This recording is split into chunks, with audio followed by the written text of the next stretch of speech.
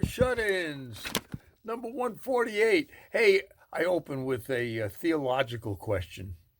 Do you think, should Christ on the cross wear a mask? That's what I want to know. I mean, just to set a good example, you know what I mean? Most Catholic churches feature a large and sometimes a life-size crucifix. So maybe if they had put a mask on our Savior, it would have helped solve the whole no mask issue. You know what I mean? I'm just asking. Hey, Prince William has apparently referred to his sister-in-law, as that bloody woman. Yeah, imagine. Yeah, but the strange thing is, at the time, Megan didn't even have her period. Hey, even there's a lifeguard shortage in New York City these days, as so for the first time in the history of the city, there are more cries for help at the beach than there are in Central Park. Yeah, Wimbledon begins today. For the next 2 weeks, players will be competing on grass without smoking pot. And did you know that there was a streaker at the U.S. Open recently? Yeah, some guy ran out on the golf course nude and started hitting balls with a club. Fortunately, they were just the golf ones and not his own.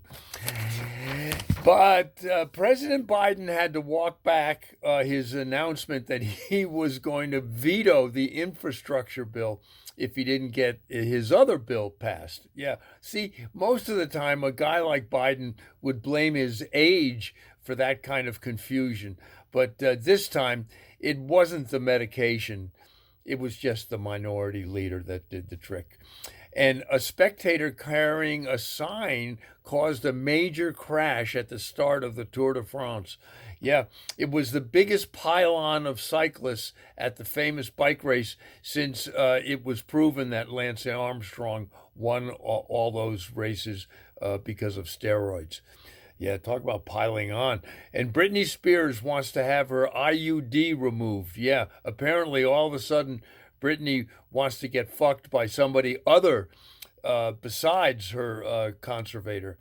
And guess what? All those prisoners who were released from jail because of the pandemic now want to go, they don't want to go back to prison. Duh. Yeah. Basically, they got used, those prisoners got used to calling their bunkmate honey instead of Bubba. Did you know that one of the biggest problems in space is hygiene? No wonder they call it nasty now instead of NASA. But you got to feel sorry for those frogmen who have to open the capsules after reentry. Anyway, Tide detergent is now developing a space soap. You ready?